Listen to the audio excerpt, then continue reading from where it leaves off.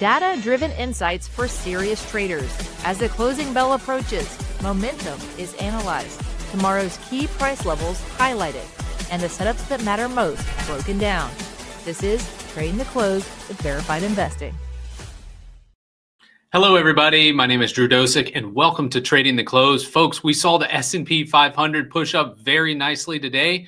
Let's see where it closes because we could be confirming on the top end of that parallel once again. But keep in mind, that's already happened before and prices since retreated back down. Plus, the SMH is showing not as much strength today. So let's take a look at where everything panned out today on the market summary board and get a good grasp on the markets today. The Dow Jones pushing up to new highs, up 1.29%. Again, that's only 30 stocks, so we don't necessarily analyze it that much. However, that could be a push towards more defensive, safer plays. NASDAQ down 0.19%, S&P 500 now up 0.25%. U.S. oil up 1.48%, and gold continues that push from yesterday, up to $4,100, up 0.38%. Bitcoin back under pressure, folks, still consolidating in a bearish manner. So let's take a look at the S&P 500 heat map. We see here NVIDIA down 3%. SoftBank came out and said that they had exited all their shares in NVIDIA. And that did prompt other investors to go ahead and take profit there as well. Apple, a recipient of some of that inflow, up 2% on that stock. Netflix up 1.45%. Microsoft up 0.5%. Not a huge push in the markets, but we do have a lot of green on the screen compared to yesterday, folks. AVGO down 1.64%. AMD down 2.55%. Micron down 4.99%. So decent drop there on Micron and other green. As I said, health technology, consumer non-durables, posing a very nice day today in the markets, pushing up, helping to elevate the S&P 500 to where we are right now, folks, as seen here on the ETF, the SPY. We're now getting back above this parallel channel as we did yesterday, but then today appears like we will be closing above this high pivot at 682 and 18 cents. But really, it's going to be a call right into the close as we are just only about 50 cents above that level with 2 minutes left to go. We'll see if we do confirm above. Now, a confirm above, that doesn't change the picture entirely here on the S&P 500. What it does is that it creates support right here on the top end of this parallel at $680.76. But just as we've seen here, price can come back down, bounce, consolidate on that level, and then go right through it. So that very well is in the cards, unless, of course, we then start pushing higher, making new all-time highs. But it's one step at a time on the markets. And at least for today, it is appearing still. We got 1 minute and 40 seconds. We'll check back here in a little bit to see if we did get a close above yesterday's high candle. And you see here on the Qs, not as strong as the S&P 500. We've had some exodus from some tech plays, as we've discussed there on the S&P 500 heat map. NVIDIA was hit a little bit hard today, so we do have a little bit more pressure in the Qs, pulling down, chopping sideways from the compared to the S&P 500 as we see here on this chart. Now, what's also a little bit weaker is when we flip over to the SMH. We flip to the SMH, and you can see here now the SPY and the Qs were consolidating right next to yesterday's candle. But then today, the SMH decided to buck that trend, pulling price down. Now, folks, remember this. The rally this year has been a tech, cloud-based, AI-driven rally, right? It's just been all data center build-outs. It's been this hope that we're going to be having the headquarters, in essence, the center of all AI here in the United States. That's been where a lot of money's been going, not only for future investments, but then also for stocks. These stocks have been ripping, but is the SMH giving us insight that we're actually going to start coming down a little bit more, even though the S&P 500 has pushed up? Well, at least right now in this chart, that's kind of what it is applying. We're not chopping sideways. Of course, that can be changed tomorrow if we do have price just return back up into this range from Monday and start moving sideways, because ultimately you need to break this big red candle from November 6th. We'll see if that occurs in the future. All right, let's go back over to the spiders. We got 4 seconds left, and it does look like, yes, we will be confirming above this parallel. That sets the stage now for support, as I said there, at $680.89 for potential bounce play on it tomorrow. All right, next up, the IWM. IWM, as we've seen here, very solid day, much more solid than the SMH, as it's up here consolidating right here next to yesterday's price action. Upward target would be the bottom end of this parallel channel at $250. Current support still at $237.33. Next up, Bitcoin, as I said, experienced some pressure today, but folks, why did it do that? And anybody that's been watching my show has been noticing too this longer term inclining parallel channel that defines and has defined most of the price action for 2025. And so we scroll all the way over to current times. We notice today's price action went up, pierced the bottom end of this parallel, but then got rejected. That was the area of resistance we talked about yesterday in this show. And you can see the results of that now. Now that was a big decline. It busted right through this declining trend line, did not catch support right here at the $104,000 level, but instead plunge right back down to get into the area where it's been consolidating for the past week or so. That's all still bearish on the chart of Bitcoin, implying we're likely going to go down and tag this next support level at $97,731. That would create pressure amongst the rest of the crypto market. Next up, gold. Now you see gold here did follow up yesterday's push with another push higher, confirming a move back above this inclining trend line. In the near term, that's very solid for gold. And this area will be support right at $4,086. Next area of resistance is going to be the bottom side of these wicks and candles that occurred back on October 20th as well as October 17th. That area will be resistance right around $4,226. Now notice the difference here. See where we're consolidating here on gold, right where consolidation occurred before on October 24th. Look at silver. Silver's all the way up here already, showing a lot more relative strength here in silver. Now, the next resistance is going to come at the top end of this big red candle. That's going to be at $52.60. Should we beat that, we've got a really good shot at pushing higher to the 50% area of this parallel, right around $56.23. So silver remaining strong and continuing this push up. Nice bounce and push there on the chart of silver. Next up, U.S. oil. U.S. oil, as I said yesterday, this diagonal decline consolidation, and you can see it really highlighted when I draw this trend line in this fashion. A beautiful 45-degree angle is all bullish. Just imagine like a flagpole and a flag hanging off the side of that flagpole. It would do so, as long as the winds aren't gale force, it would do so likely at a sideways to slightly declining angle, which is displayed right here in this consolidation. So that told me that price likely was going to pop up on U.S. oil. Resistance is going to be up here on this trend line, $61.42. Should we hit that again, that could open the door to a $65 price range on U.S. oil, designated by this declining trend line on the chart. Next up, nat gas. Now, wow, nat gas surprised me, folks. I thought we were going to be coming down, catching support at our previous level of resistance down here, but not today. It decided to go up and tag this $4.70 resistance area. Great push on nat gas. Still in the near term, a little bit overbought. I still do anticipate nat gas to come down nearly to this $4.20 range, potentially as low as $4.08, before then rocketing back up to retest the March 2025 pivot high of $4.92. But you know what? Nat gas may just not like my analysis and continue pushing higher. But as we see here, we're definitely extended on the relative strength indicator, which is located down here at the bottom of the screen. Anything over 70 implies near-term overbought scenario on a chart. That's what this is displaying. That tells me we should be cooling off a little bit with nat gas, potentially consolidation before pushing up and tagging that $4.92 level spot. Next up, APP. Now, APP hits the news today, dropping 8.66%. It actually caught me in a bad day trade today. Unfortunately, sometimes that happens, and tagged my stop out before bouncing up, and it would have given me some nice money.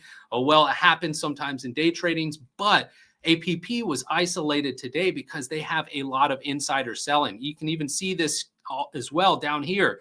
The director of AppLovin, Eduardo Vivas, is proposing to sell 25,000 of his shares in the coming days. Now, we don't know if that transpired today because the application for that went through yesterday, and they have 90 days to go ahead and sell those shares. But what do we see technically on this chart? We see a mammoth move up, and then a downward move and sideways consolidation. This is all bearish consolidation right here near the top of the charts, implying we're likely going to come lower. Now, also notice that we have a longer term inclining trend line right here where price has done a very good job trying to get back above.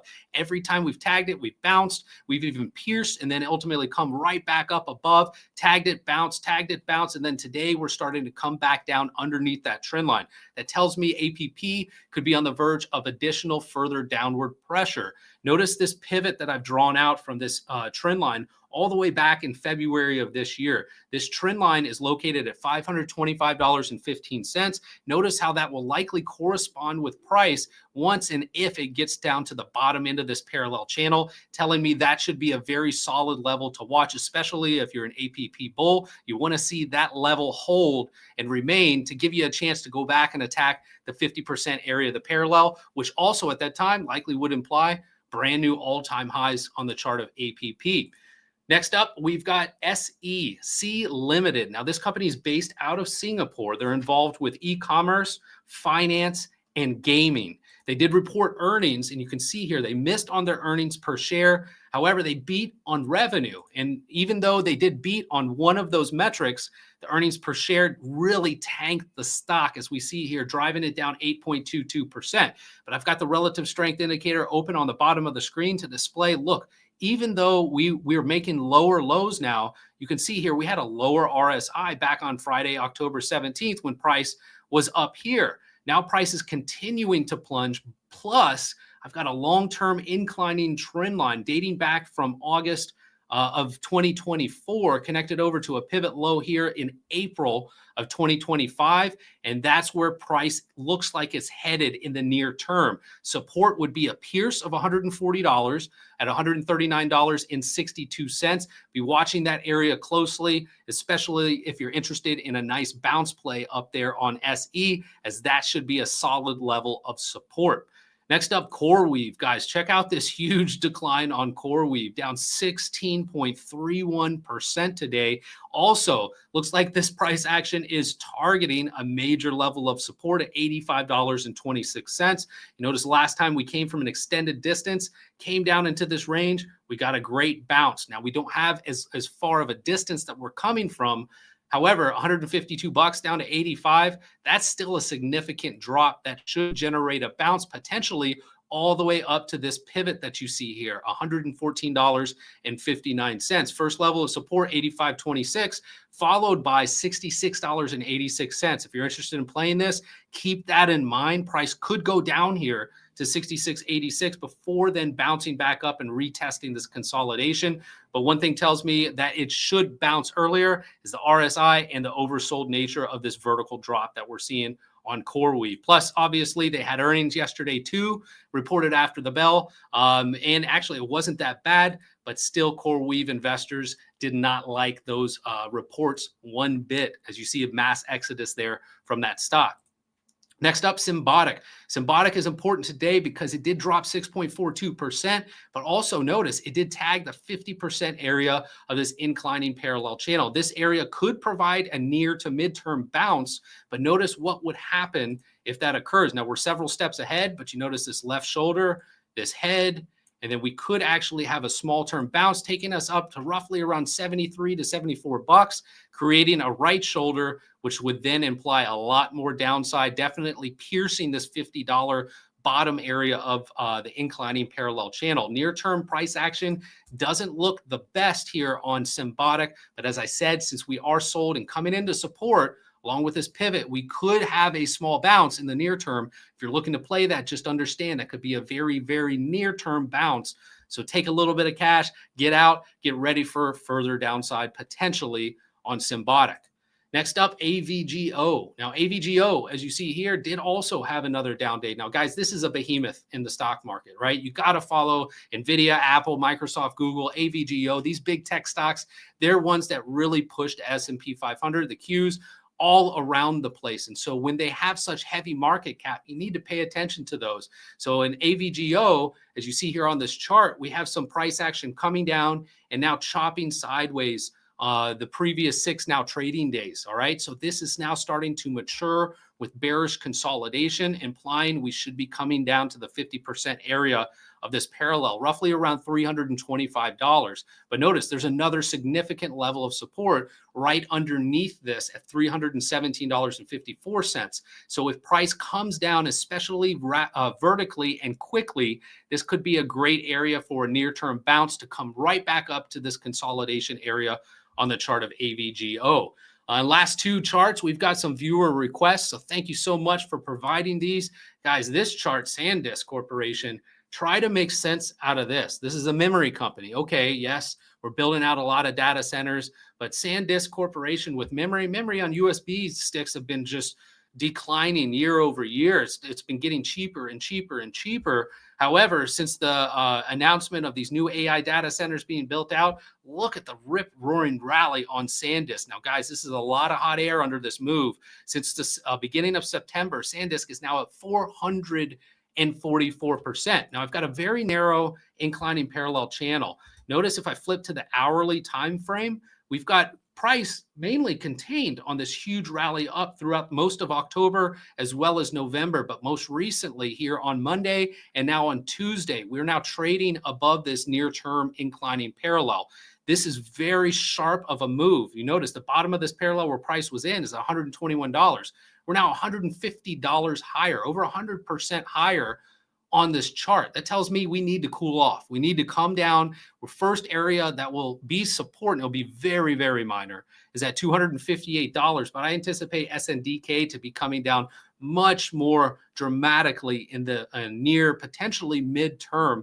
Next major level of support will be here at $214, but I don't think selling will stop there once the selling really kicks in. Incredible move to witness something like this on the charts, moving up triple figures over and over and over again on this chart in a short period of time. Next up, AMD. Now, AMD, as you see here, now posting up after hours. They did announce that they anticipate 35% margins in revenue on their new data centers and collaboration with other companies in that venture. And then it did immediately get a pop today. You can see here, it did announce that right here at 140. We got a big pop, but then notice also the steep decline right afterwards. It's almost telling me that this AI play was somewhat dwindling out, at least in the near term, but not the post-market action. As we see here, price now pushing back up above this closing area, currently priced at $248. So where can this take us? Notice the bottom end of these candles, right around $253. Resistance will be pretty stout right there, especially because it's going to come in contact with a longer term inclining trend line cutting through price, but truly defining the bullish nature of AMD recently. Look at this, folks, on the chart. You can see this strung out. This was all bullish on top. And then all of a sudden we got underneath and they had earnings and the price fought to get back above this trend line. Now price broke again recently and is now currently in after hours trying to get right back up there again. Interesting price action on AMD. A lot of investors don't think the fun running in this company is over yet. As we can see here, price now getting back above this parallel channel. We'll see where price opens up tomorrow. That will give us better insight to near-term direction. If we come back in this parallel, be looking at $208.46 as the next major level of support there on AMD. All right, folks, that wraps up Trading the Close. Don't forget to like and subscribe. Also, as a reminder, we're moving our start time. If you want to watch this live, this show live, we're moving it on Monday to 4:20 p.m. in the afternoon. So heads up there. But also, don't forget to send this out to your friends and family so that they too can learn about technical analysis and help drive their own income. All right, folks, see you guys on the charts next time. Until then, y'all have a fantastic day. Take care.